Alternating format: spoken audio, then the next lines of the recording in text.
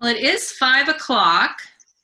I'll keep my eye on the waiting room, but I do want to get started on time because I'm sure we all at this point, X number of months in, all have a measure of Zoom exhaustion. We're really pleased that you are joining us this evening on a sultry summer evening in Maine. I'm Larissa Vigu-Picard, Director of Penobscot History Center, and we are really happy to bring this program to you tonight. Just one note as we get started, if you have not already, you can mute yourself. If not everyone is muted by the time we formally start the presentation, then I'll just sort of blanket mute everybody, and you can always unmute yourself to ask a question by clicking on the unmute in the bottom left of your screen or hitting the space bar. And let's see, a couple more people are coming in here. I'm really pleased, and we're fortunate to have Kate McBrien here with us tonight. Kate is not too many months in, Kate. What, couple months in? 3 months. 3 months to be plunked right down in the middle of it, right? In the pandemic. Oh, yeah. In fact, her swearing in was delayed because of the pandemic, but Kate is our new state archivist, and we're really pleased to have her. I've known Kate for several years now, and she is a great person to be in that role. Right out of the gate, I thought she did a great thing, which was release some grant funds to communities to help out small organizations with some grants for all kinds of work in collections. And so that was really wonderful to see that come out of the State Archives office. So we are all grateful for that. So we, as Penobscot History Center, wanted to, you know, as with many organizations, want to address a lot of the social issues that are going on right now in our country. And, but we did not want to just come out with a blanket kind of statement about how we support the Black Lives Matter movement and support efforts to be anti-racist and so forth.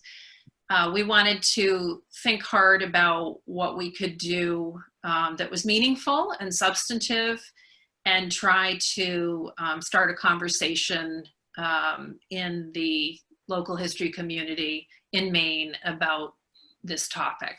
And so I spoke to Kate about could we do a sort of quasi-presentation, quasi-discussion program and kind of see where that leads, and she was game for it. And so here we are this evening, and I see that we have 27 people who are game for it as well from many organizations. We opened this up to certainly our membership and our local communities of Brunswick, Topsham, and Harpswell, but then we broadcast it statewide as well, because it's really an issue that I think a lot of people want to talk about.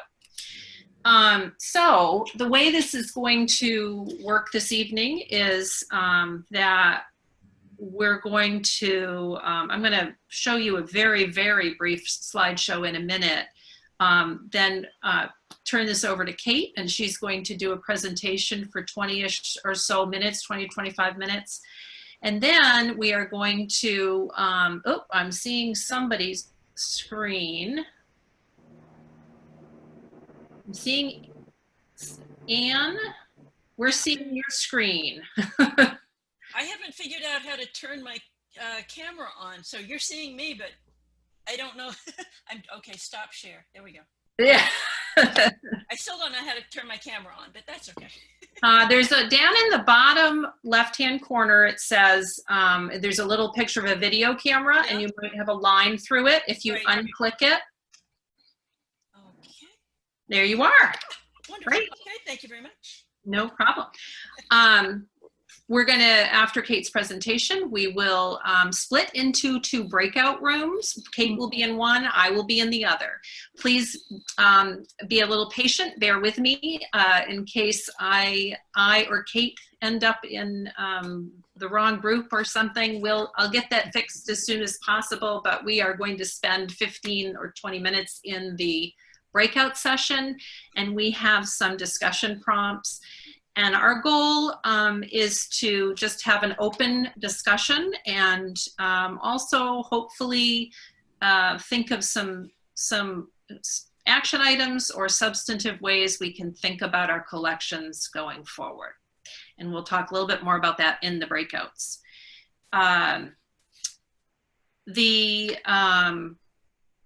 Let's see, what was I going to say here?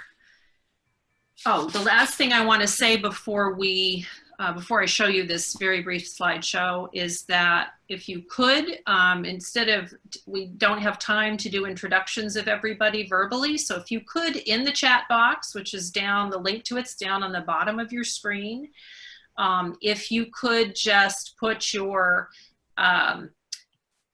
name and organizational affiliation in there so that we can all see who you are this evening. Even though we can see names on the screen, it'd be helpful to have the name of your local historical society or museum or what have you. So that would be great. Thank you so much.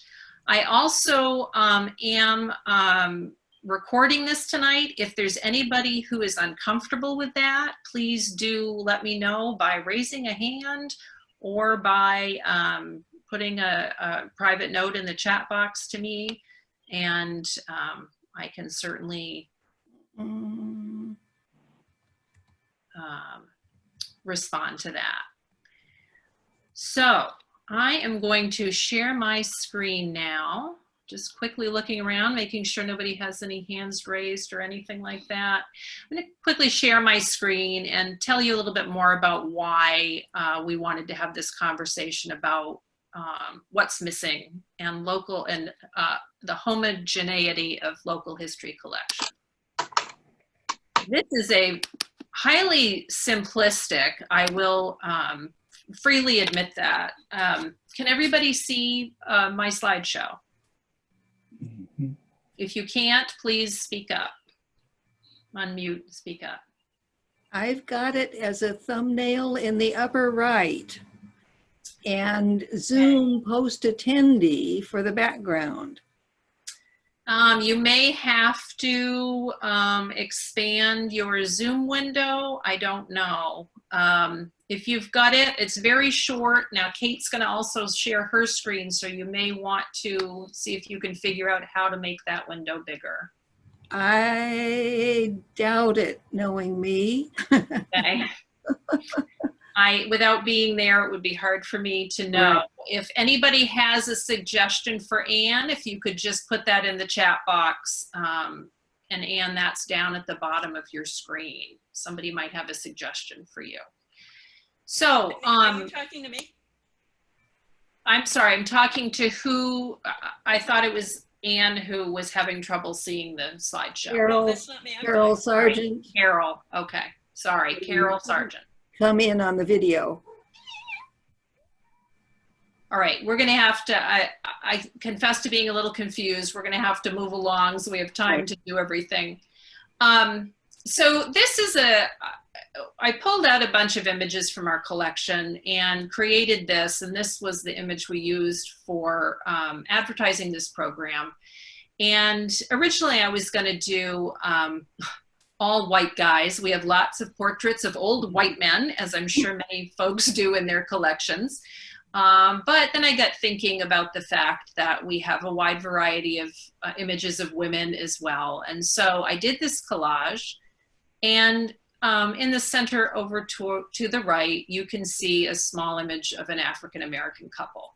That's this couple right here, Captain and Mrs. Benjamin Hacker. We do not know Mrs. Benjamin Hacker's first name, unfortunately. Dancing at the Brunswick Naval Air Station. This was published in the Times Record in 1979. This is one of really, compared to the size of the rest of our collection, a handful of images of African Americans and even, people of color in general. So what I wanted to do was kind of put together a few more images to give you a sense of how the notion of Blackness is represented in our collection in other ways. And here, and I'm guessing that some of you will have images of blackface in your collection. This is mid-20th century. It's a party of some kind. I don't have the notes on this, I'm afraid. This is not Blackness in any way, shape, or form, obviously. And it's a real abomination of it, but it is part of our history, and we do have it in the collection. I'm flip-flopping with some images of African Americans that, or in fact, this is not an African American, it's an Afro-Caribbean man who spent some time in Brunswick, as you can read on the screen there. And so this is a wonderful representation of somebody of color in the collection, who we do have some information on, and Bowdoin has some wonderful information on, and in fact, we did a program on recently. And here is yet another image of blackface. 3 people on the left, 3 people on the right, again at another function, this time in 1951 in the community. This is an image of an African-American church in Brunswick. So again, some authentic African-American Black history, and sat on Old Bath Road, and near the old, quote, Father Houston place. That's Francis Houston, whose dates we know and who we have a fair amount of information on in the collection. And here we are back to an image of a parade in Brunswick with a man in blackface playing Uncle Tom from Harriet Beecher Stowe's Uncle Tom's Cabin. And yet again, an inauthentic representation of Blackness in the collection. Here's an entertainer that we don't know this man's name, that performed at the State Hotel in Brunswick. And that's all we have in the catalog. So this represents an example of African-American history, of which we know very, very little, but would be great to be able to know more.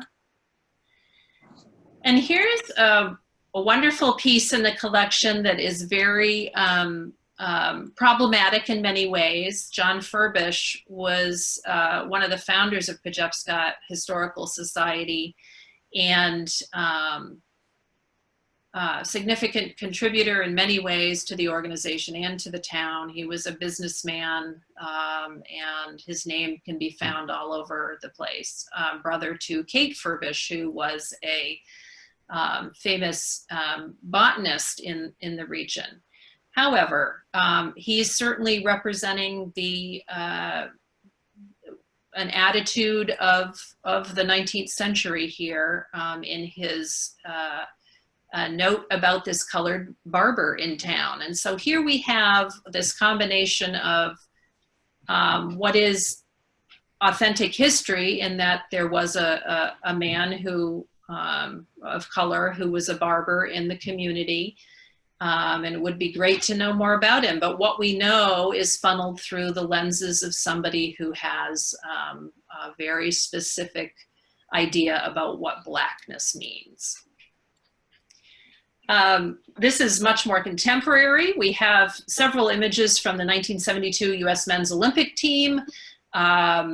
They came to Bowdoin to practice before going on to the Munich Olympics. And we think the man here in the center is Ray Robinson, who was one of 3 American 100-meter sprinters. And the man just behind him is Steve Prefontaine, a very famous runner as well. And one could do a lot more research on Ray Robinson, and certainly there's a lot available on the web. And finally, I wanted to end with this image in our collection. This is all the information we have of it. Children on the steps of the Center Street School. And as you can see in the center is a young man who, young Black boy, African-American boy, does not look very happy in this picture, as many of the other students don't look terribly happy either. But I like to end on this image because there is, I look at that Black boy and wonder how he feels sitting in the midst of all of those white children. And so that again is a simplistic representation of the collection. I can't give you a percentage. There's a lot more archival material in the collection that aren't photographs. And a lot to be yet dug out, but that is at least a kind of the reason why I wanted to have this conversation tonight. And with that, I will turn it over to Kate, who is also going to share her screen. And I just want to say, Kate, some years back was the curator at Pejepscot History Center. She was also curator at Maine State Museum and Maine Historical Society, and again is now the state archivist. So thank you, Kate, and we'll turn it over to you.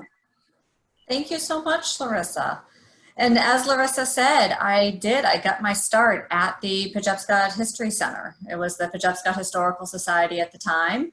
I actually started there as an intern and then kind of refused to leave. So luckily they gave me a job. It worked out really well. But it was actually thanks to Pejepscot that I first discovered Maine's Black history. My project there as an intern was to actually research Brunswick, Topsham, and Harpswell's Black history, and that's what got me started. So I'm going to try to share my screen, and you can see a little bit about what I have been up to and what I have found. Can everybody see that all right? Mm-hmm. Okay, awesome. So as I said, let's see, is this going to, there we go. My name's Kate McBrien. I am, technically my title right now is Deputy Secretary of State for Archives at the Maine State Archives in Augusta. As Larissa mentioned, I will officially be the Maine State Archivist whenever the legislature can come back into session and find the time to do my confirmation hearing. Needless to say, the current pandemic is going to take up a lot of the legislature's time for a while, so that may be a few months off, but we'll just be patient and we'll get there. In the meantime, though, I've been able to dive into the archives and the work there, which has been wonderful. I did get my start at the Pejepscot History Center. As I mentioned, as an intern, my job was to study Brunswick's Black history with the idea of the staff at the time were wondering, was it possible to actually do an exhibit about Brunswick's Black history? So my job was to research to see, well, what history existed, what objects existed that could then be used for an exhibit. And through that research, I found there was tons of history. There was actually a really great, rich Black history in the Brunswick, Topsham, and Harpswell area. The problem was that there were no objects to actually show that history. And that became the issue. You can't do an exhibit without objects. So even if the history existed, they couldn't actually show it. And that really is the case for most collecting institutions in Maine. They just didn't collect Maine's Black history. Most historical societies were not collecting their local Black histories, across the nation. Mainly, it just wasn't seen as the valuable history to collect. It wasn't deemed important enough to collect, and so nobody bothered to do it. That now means that when we go back to look for the objects, they're not in the collections anymore. or we have to look in very creative different ways. And so that's what I've found through some of Maine's cultural institutions. So let's talk a little bit about what a museum really is. So a museum, an historical society, any place that puts together objects, it's an organization that's meant to collect, preserve, and share objects for education, for the enjoyment of its visitors, and for the preservation of those objects. The focus of that collecting could be history, it could be art, it could be science, but it really has to be based in those objects. And that's what you need, that's what museums need to tell a story. They tell a story through objects. So museums really have existed in one form or another since ancient times. The earliest ones collected religious relics, treasures from war, something that was deemed as really unusual, very interesting. And they were valued for their aesthetic, historic, or unique importance, and they were put on display. Early in American history, objects were saved and displayed mostly as curiosities. One of the earliest American successful museums was Charles Wilson Peale's Philadelphia Museum, which opened in 1784. And he did what a lot of other European places were doing, is he put on display fine art, mostly his art. He put on display, you know, specimens of animals, things that artwork and animals that people would not see in their normal everyday life. So as you can see through this painting, it sort of was a sense of a curiosity, the things that people wouldn't normally have access to, that they would pay money to go see. And that's the kind of things that museums at the time were collecting and putting on display. By 1900 or so, American museums became more centers of education and public enlightenment. So they were beginning to broaden their scope a little bit, but not tons. As the number and popularity of museums grew, interest really turned to what was worthy of preservation, what they deemed as worthy of preservation. It was usually what was the best, fanciest house, the best dress, you know, the items that belonged to the wealthy and the most powerful. These are the things that the people really wanted to see, but they couldn't own themselves. And these are a lot of the things that museums focused on collecting, what our culture at the time thought was the most important thing. And of course, so who owned these really nice, fancy things? They tended to be the rich, powerful, and white people.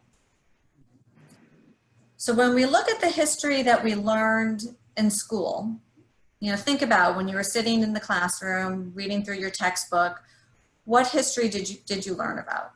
You mostly learned about the founders of our nation or of our state. If you're learning local history, you're learning about the founders of the town, the first most prominent successful business people who owned the most land and built the biggest buildings.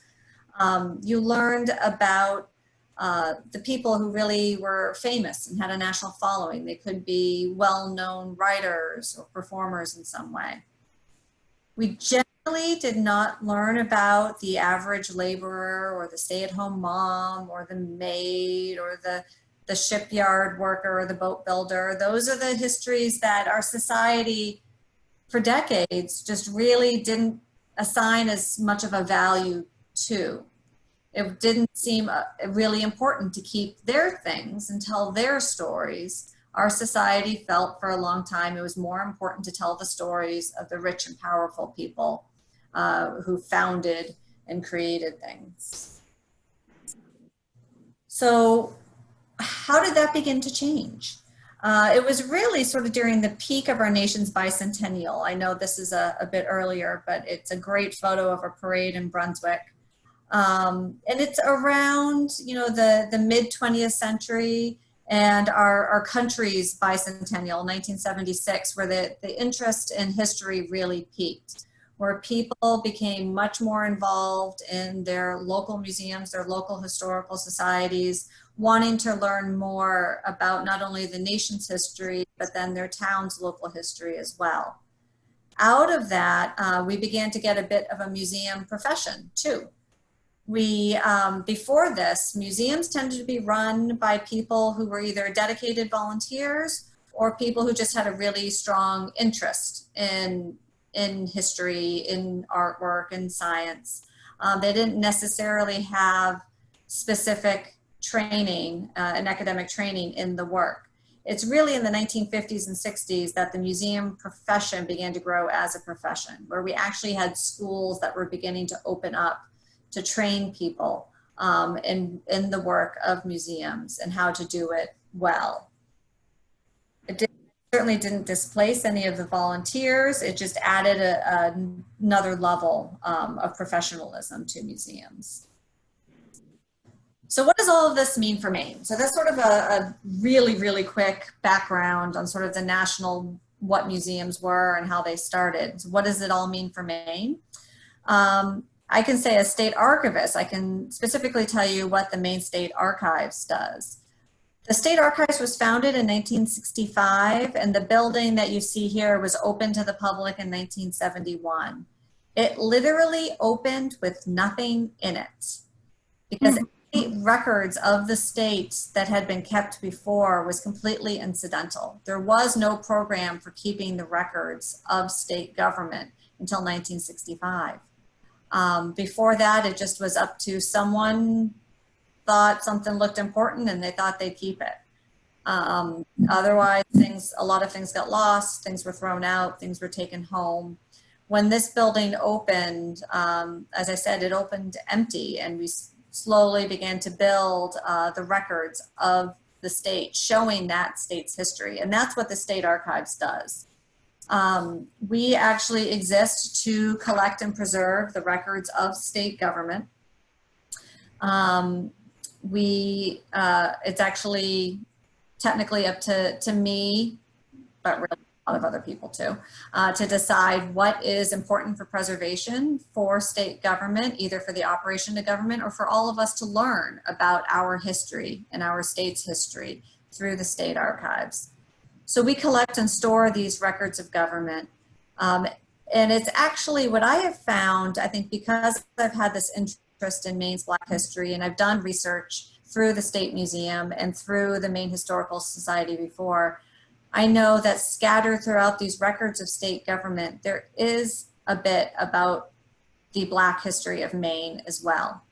However, at the State Archives level, it's more about the state's actions on the Black community, as opposed to really documenting their history. So there is some of that history melded into the State Archives collection. It's just not their own history told. And that's kind of the case with a lot of different organizations. One of the topics that I am most deeply involved in and have done the most research on is Malaga Island. Many of you have heard of Malaga Island. It's a small island off of Phippsburg, but it's right in between Phippsburg and Harpswell. And it was the home to an African-American and white community who lived there for about 50 years before the state evicted them in 1912. Kicked them off their island, institutionalized some of them in the Maine School for the Feeble-Minded, and forbid them from settling as a community. Now, the State Archives actually holds a lot of the records for that eviction. It holds the records of the state's actions on the community of Malaga Island. It also holds the records of those who were institutionalized in the Maine School for the Feeble-Minded. These are the types of records that we hold. We hold copies of legislation, records of the state's mental health facilities, the corrections records, records of some of the governors, and that's where you would find some of the Black history that's held at the State Archives. Other institutions also hold some of Malaga Island's history. The State Museum now holds some of the archaeological evidence of Malaga Island. There's some with Susie Bach as well. So I'm glad to see Susie here tonight. That's at the USM Special Collections.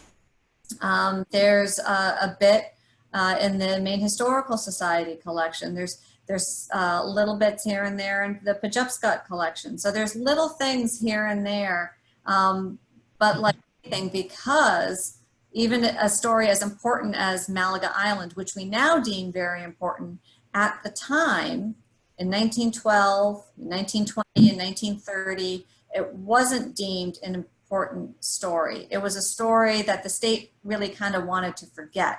So nobody was collecting about it. They weren't trying to preserve that history. These are all things that were saved sort of incidentally, without a specific purpose. Another thing that the State Archives has been involved in recently, you may have noticed this recent headline in the Portland Press Herald about Maine's official island registry and the offensive names of a few islands that still existed. That's actually all based on records that were found at the State Archives recently. So these are the types of records that we hold, and this is how some of Maine's Black history or the history and events that are affecting the Black community are really buried within these collecting institutions. What do Maine's collecting institutions hold? Maine's museums, historical societies, libraries, they really followed that same general pattern as the nation's museums. They all hold objects that were considered to be of value to their community at the time. So this is a picture of the what was the Pejepscot Historical Society, your first building, opened in 1888, I believe. I'm taxing my memory of Pejepscot history, but it opened in, is it? 1892, the building. We started in 88, yep. Thank you. So you guys started in 88, but the building opened in 92. It's been a few years since I worked there, so I gotta bring it all back. And that's just it. And so this building held the first collection of the Pejepscot Historical Society. It held the first things that your community felt were important to save and felt demonstrated the community who lived there, helped to preserve your history. You know, some of the things that were there were things like spinning wheels, trophies, hats, dresses.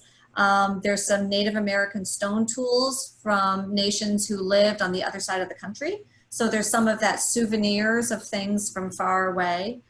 And so it really was sort of a very typical museum in that way in historical society. And this is really what most of Maine's local historical societies were like. Maine Historical Society worked the same way. That tended to start more as a library than anything else, but the objects that they first brought in were the gun that was used in an Indian war, or was the trinkets that were brought back by the ship captains, you know, the things that were seen as different curiosities and things that really demonstrated the strongest, most powerful people in the community at the time, which were white people. Really, in this first museum that Pejepscot had, nothing was collected to document the Black community who lived there at the time and who were a part of the Brunswick, Topsom, and Harpswell communities. So it was just decided by those group of people, and it may not even have been a conscious decision. This is sort of how society worked, that was not the history that needed to be preserved at the time. And so you don't see it in that original collection. But I say that it doesn't exist, but in some ways it kind of does, because what I found in digging through some of the collections of historical societies like Pejepscot or the Maine Historical Society, digging through some of the other museums, is that sometimes this history does exist. It just doesn't exist in the most obvious way. There's not a lot of objects. There tends to be a lot more photographs or archival material that are not necessarily identified as Black history. And I'll show you an example. This is just like a ledger, a store ledger that I found at the Pejepscot History Center in the archives there. It was this isn't the exact one, but I grabbed a photo. But it is, the ledger there is for a store out near Old Bath Road, where the community, knowing that the Black community of Brunswick lived in that area, you could check through their store ledger and see who shopped there. And while they don't identify people's races, once I was able to identify some Black community members, I found their names listed in this ledger. And that actually was able to inform a lot more about their history, some of the things that they were buying. There is also the story of the John L. Dimmick, which is a Schofield captain ship. This is from a ship log that's in the Schofield Whittier House. In 1860, Captain Schofield actually tried to leave some black sailors down in, I believe, in Louisiana, but it was in the deep South because he didn't have enough cargo to come back with, so he was just going to leave the sailors there. However, being 1860, the sailors knew that if they were left in the deep South, that meant immediate enslavement. So they revolted. There was actually a rebellion at the time, and there was a court case afterwards. So that is just buried in a ship log in the Schofield Whittier House. There's photographs that I came across. There's little letters here and there. So Penobscot is considered an alternate, or I believe still is, considered an alternate repository for the town records. Within those town records, there's some poor records, there's some tax documents, there's some things that do document the African-American community of Brunswick. It's just a matter of digging through, and you really have to have the names to be able to associate with things. So some of the items that we have at the State Archives in this form they're really a lot like so many of the institutions in their collections, and that sometimes we have collections from the Black perspective. So many more of our collections are more from the white perspective, talking about a Black community member. At the State Archives, we have a 1777 account of a slave capture. Again, that's a white perspective telling this narrative.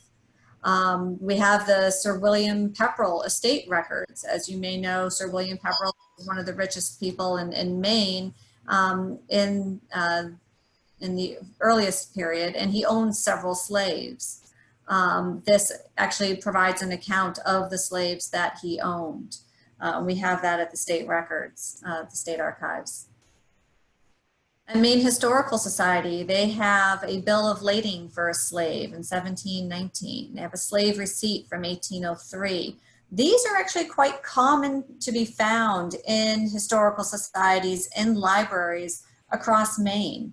You know, we did have slavery in Maine. It's not well known, but documents like this, when very little survives from that enslaved person, these documents do show that they existed. Unfortunately, the evidence of their existence is also evidence of their ownership, of being owned by someone else.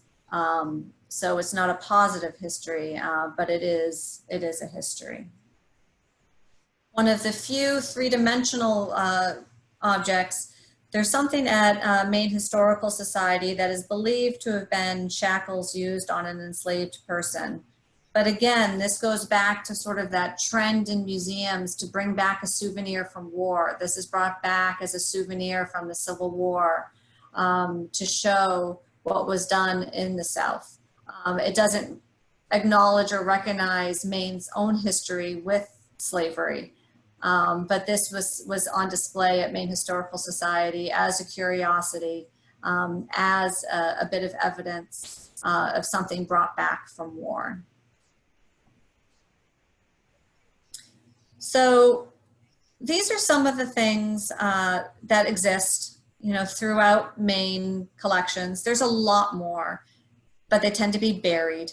I'm convinced that there must be so many things that we don't even know exist. Mm-hmm. So what do we do? What do we do with those? How can we uncover those?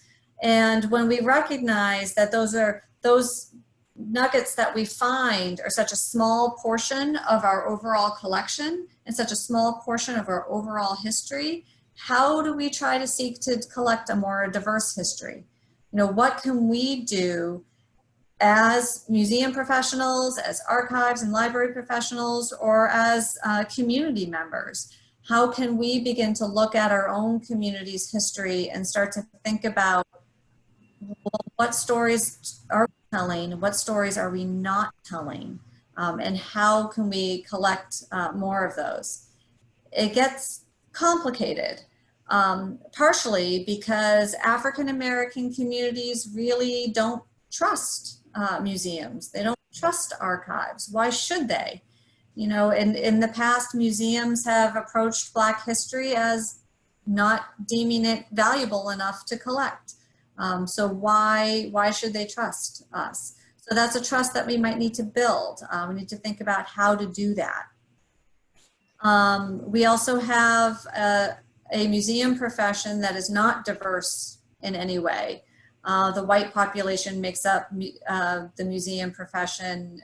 I don't have the exact statistics, but it's the vast, vast majority are white people in museums. So how can we diversify that? How can we bring in some other voices in order to bring in some new perspectives?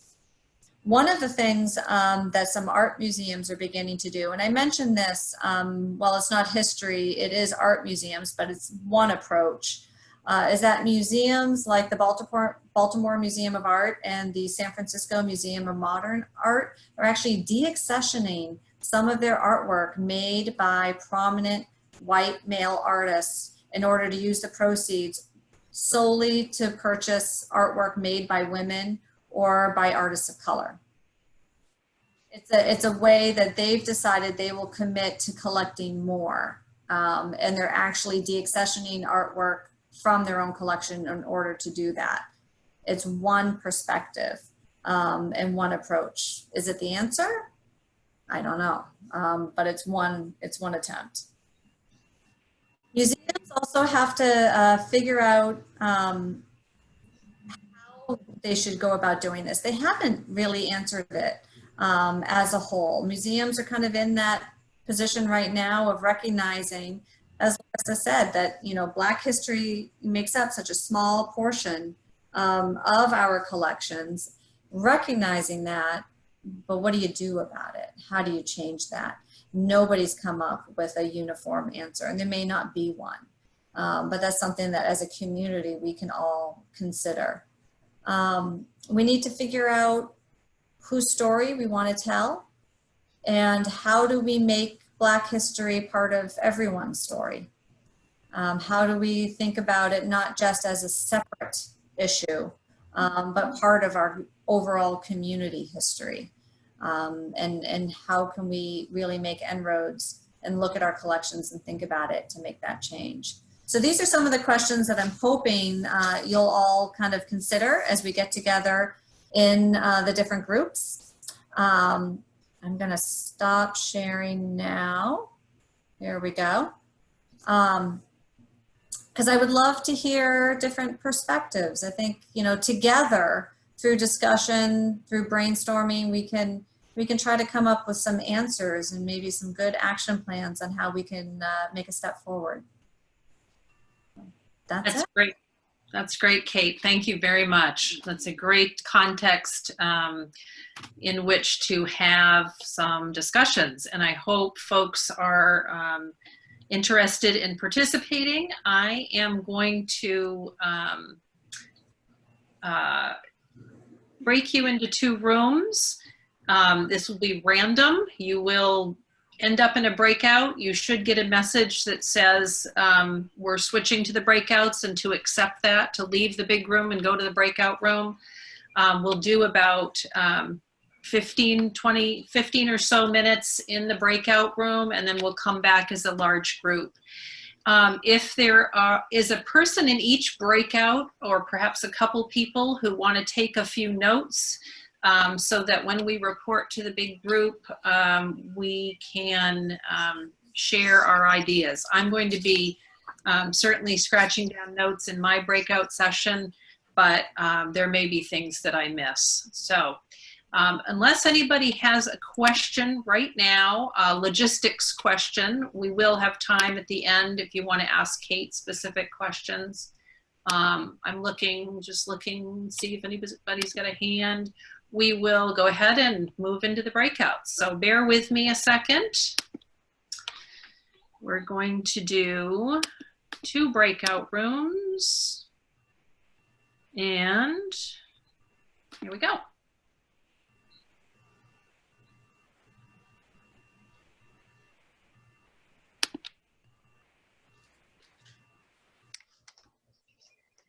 And at this point, you should have been invited to join a breakout room, and there you go.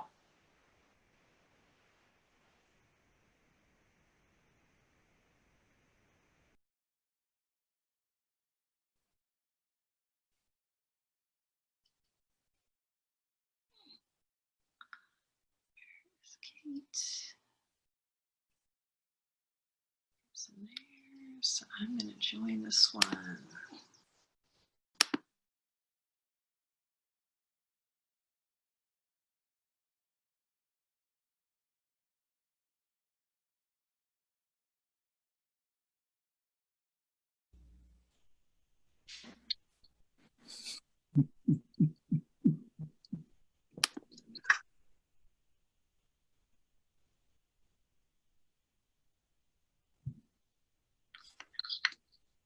We're back. Hopefully everybody else comes back. 30 seconds. Right. They're probably using their 60 seconds to come to terms with the fact that their breakout is closing. So here we all are. And I don't know if I took some, I hand scratched some notes down. So I don't, if anybody else took notes or wants to contribute to the report out, please do. I'll be glad to kick it off and then turn it over to anybody who might be interested. And here we come.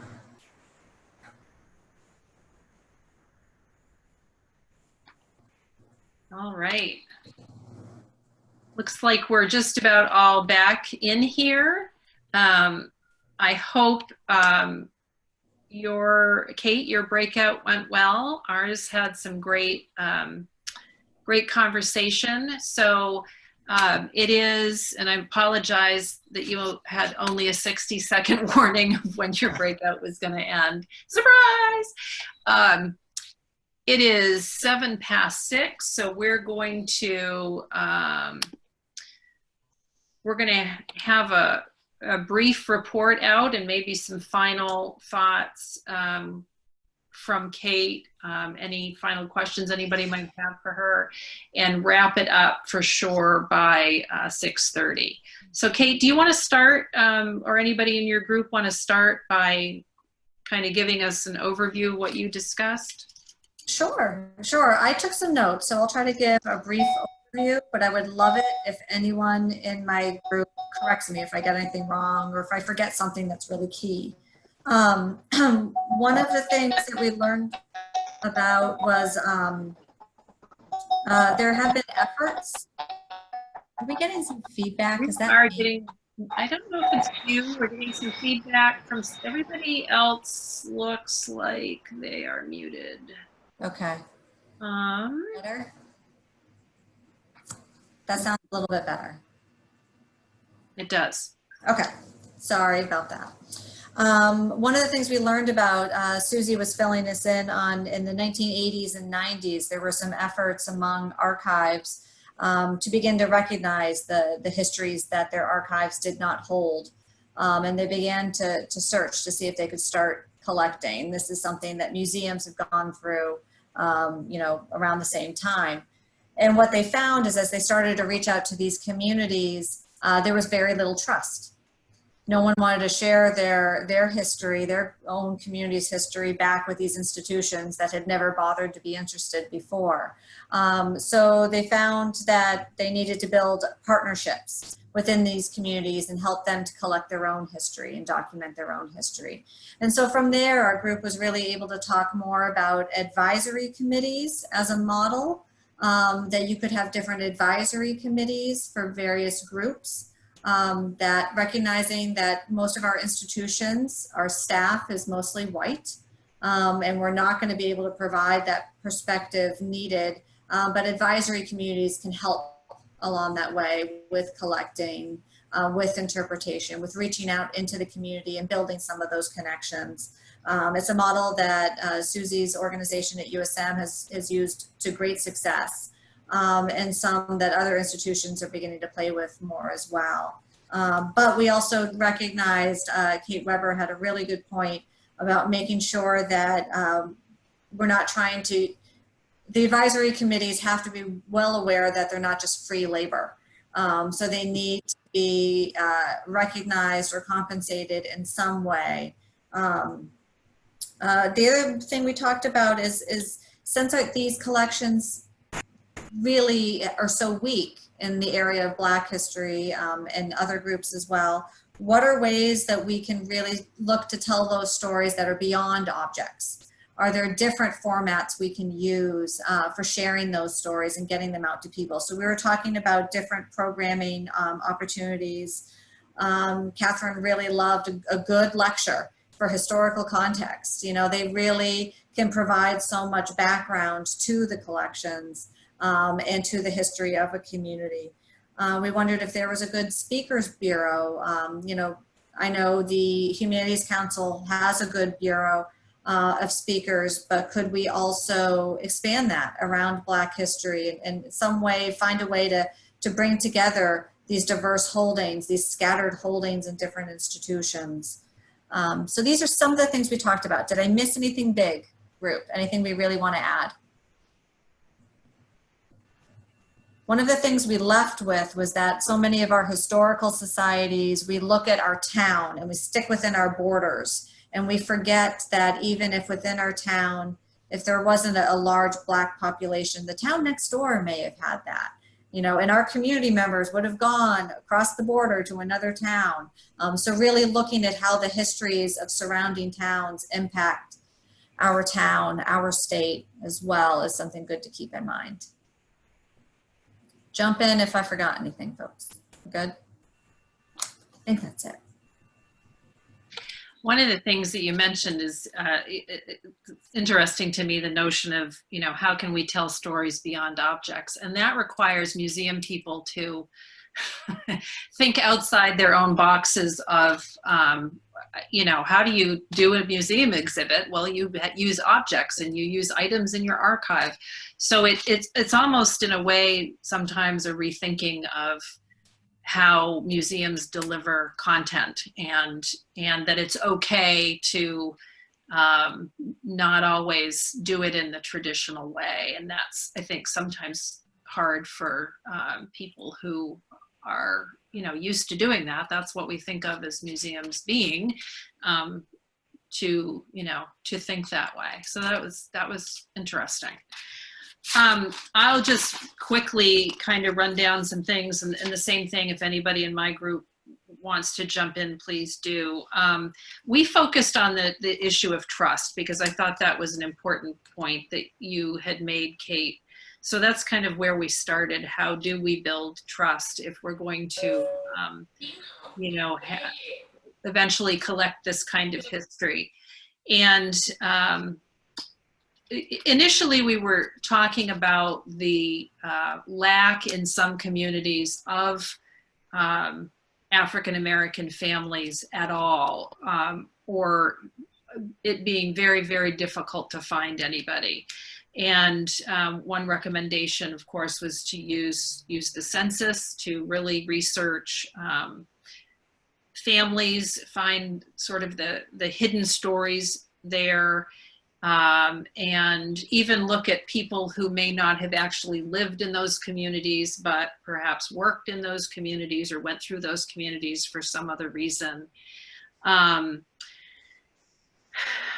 Libby made some great comments about thinking of history as more contemporary and not necessarily, you know, 18th century, 19th century, but thinking more contemporary than that, and maybe African-American history would tend to rise up to the surface more the later on that you get.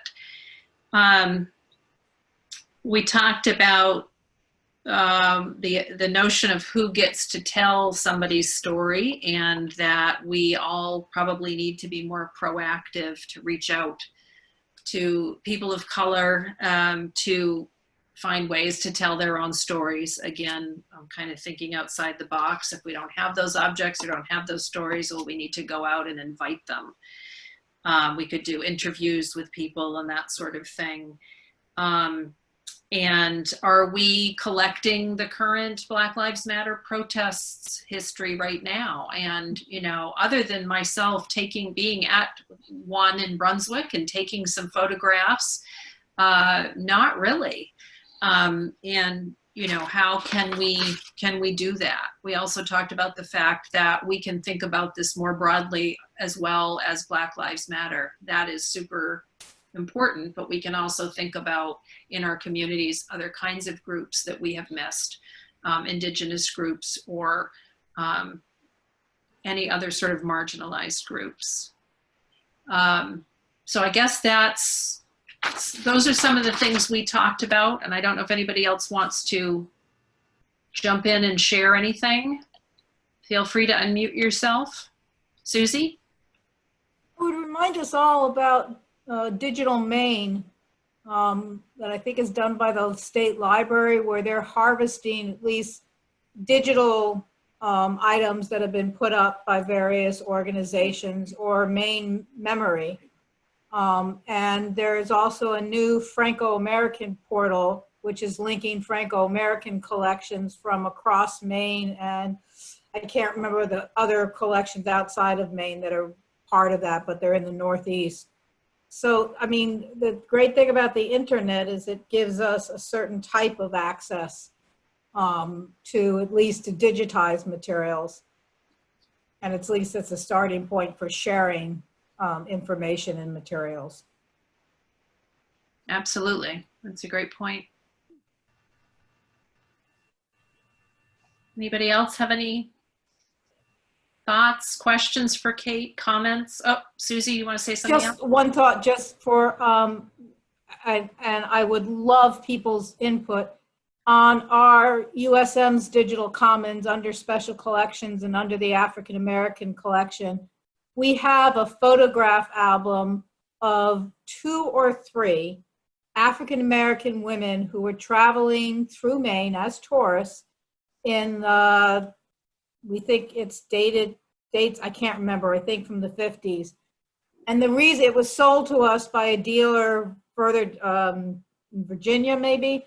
And the reason they actually got in contact with us is because one photograph shows a very Pemaquid lighthouse. And it was so obvious that was from Maine, she thought the other pictures. And we were able to do some work, and students identified other sites in Maine. But that whole photograph album is up online. If any of you see items and say, oh gosh, that's from my town, I would love that information. And you could use it for any kind of programming at your institution. That's great. Thank you for that offer. Jim, I saw Jim's hand and I think somebody else's too. So Jim. Just 2 quick comments and a question. I did take some photographs of one of the protests recently in Brunswick. If you want, I can send you those photographs. It's part of the history.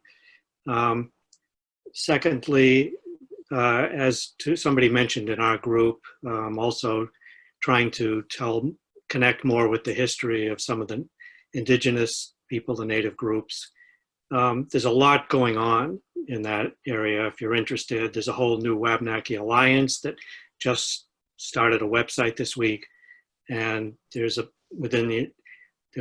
program called the First Light Journey, which is an 18-month interactive program between the Native tribes in Maine and environmental groups, which I could tell you more about if you're interested.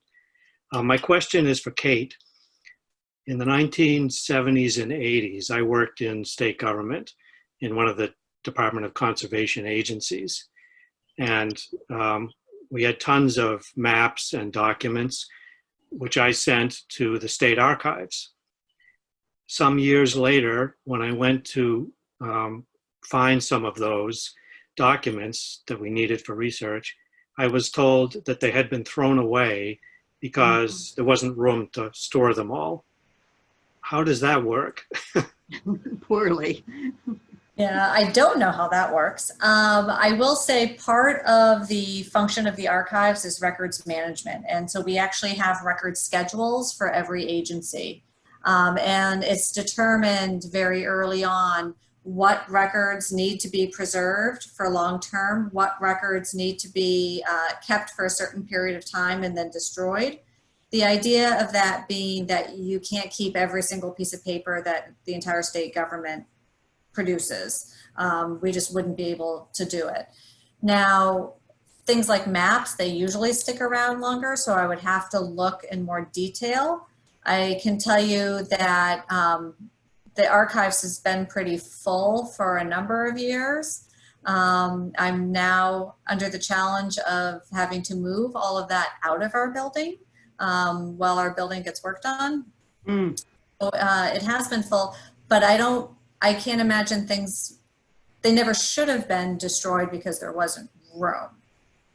There would be different conversations and decisions at a high level of what should be kept and what shouldn't. So I can't tell you what exactly happened with those though. Yeah. Well, maybe we can talk about it offline sometime, but we were Please not do. informed as the agency. I was not even informed that they were going to be destroyed or eliminated. Yeah, And- let me reach out to me. I would love to learn more about it. Yeah, I'd like to talk to you more sometime too about keeping records of phone conversations and emails and other things, which when I've had to file FOIA requests in state government, have learned that there's a lot of not record keeping among the agencies at the highest levels. And I can tell you stories. Oh, I can tell you stories too. I bet you can, Jim. But we have limited time here, so we want to wrap it up in a couple minutes here. So Ida, are there other questions or comments for Kate? Karen? Yeah, spacebar didn't want to work, I guess. I'm wondering, well, I suspect there is not currently any sort of, central location with resources and things on this particular topic. And I'm wondering if it's even possible or feasible, or if that's even the best way to go about having, guides or anything that would be created for, institutions. I don't know if that's really even, because there are so many different types of groups. I'm not sure I'm articulating this very well, but do you know do you understand what I'm saying? I don't know if there's some way to guide people in these positions as to these are the best practices, or these are the best ways to maybe handle these situations, or I don't know. Yeah, no, I think that's a really good question. There are no central guides right now, but I think Susie's waving. But I think there's a lot of effort to move in that direction for at least best practices. Susie, what do you got? Two thoughts. One, Karen, that's a great question. I'm working on a research project with Anastasia Weigel where we want to look into the question of why there should be one-stop shopping in Maine for research materials. There should be, other states have done this, and we, as part of our research, we want to do a survey of institutions to start and gather the information that would hopefully lead towards the state moving towards what we would call a union manuscript catalog. So that's so if you're a member of MAM, we actually are doing a program at the MAM this fall about that topic. And secondly, let's use what this pandemic has taught us to our advantage. I used to do a lot of programming, 2 or 3 a year. I can't do that anymore, so I'm starting Zoom programs. And this is ideal for our state. I mean, we have these historic societies in different towns, and we can't ask each other's clients to travel. But if we did a Zoom meeting, if 2 or 3 historical societies got together and they all had material on a particular item or topic, So get together and have a Zoom chat about it, and open it to the public to come and come. I mean, in some ways, Zoom solves my problem. I'm supposed to be responsible to the state of Maine, but if I do a program down in Portland, I can't expect Caribou people to come down. So far, I've been answering that problem by taping my programs and putting them up online so they become an ongoing resource. But there's a lot that we can do with Zoom that fixes the fact that we're a huge state with a sparse population. So now's the time. The great thing about M Culture is we have a listserv where we can talk to each other. So, I mean, I use it all the time when I'm trying to either get people to come to a program, or I'm trying to figure out if I can do this program, how do I find resources? So let's use M Culture and let's use Zoom to do some more collaborative programming. And we are actually kind of doing that, Jill and I, over at Patent Free. We have a live program we do, and we like to invite people. In fact, you know, even though we're in Bath, we had a presenter from, you know, the Lewiston USM Franco-American Archives. So we absolutely agree with you on that, and I would certainly love to. I'll have to reach out. Anastasia was one of my professors at UMA, so I will have to reach out and learn more about what you two are doing. Because I assume for something like that, you would also have to involve the people from the communities whose information, you know, whose history you're trying to talk about. So I imagine you guys are probably trying to reach out to them too. That might be part of the survey. Actually, no, the survey is going to go to special collections, museums, people who are collecting, institutions. Okay. We're not going to involve the community, because what we really want to do is link collections. I would love, before I die or leave this state, I would love to see a statewide, one friggin' database that anybody in Maine, anybody in the world could come to and search across all Maine institutions. I mean, as it is now, you have to either search Ursus or MaineCat. Even the libraries aren't all together. Mm-hmm. So we have all this unique stuff, 10 times better than libraries. I hope there are no librarians here. But we have this unique crap. It would be great if there'd be one place where every student in Maine, every professor, every teacher, every researcher could go to find what's in Maine. That would solve a lot of problems, and it would probably unearth many stories that we don't currently realize are out there. Mm-hmm. Because I think once, you know, communities start looking at other communities' stuff, it's going to be people are going to make connections.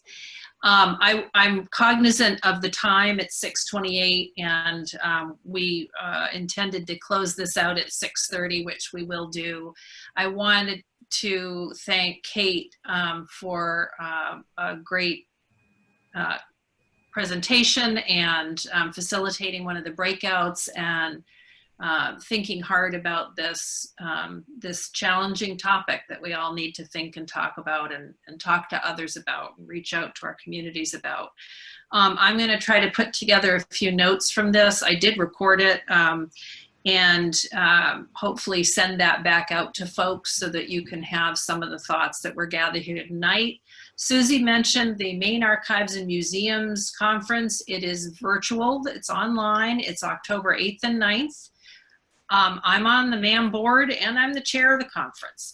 So, and Katie Worthing's here. She's on the MAM board as well with me, and so is Kate Weber, and so is Renee. She's on the program here, and we think we have put together a pretty good program this year, and Susie's presentation that she mentioned is part of it. You do not have to be a member to participate. You can become a member, or you can just sign up as a non-member. So you can go to the website and check that out. it is a great organization for networking. And so that's my plug for MAM. That's my other hat. And at any rate, thank you very much for participating. I am doing kind of a part 2 on this about the Confederate monuments and other statues coming down or being talked about, taken down on August 6th. If you're interested in that, just shoot me an email at director@pejepscotthistorical.org. And I will sign you up for that. It'll be a similar presentation and breakout room discussion program. Thank you all so much. Kate, I don't know if you have any last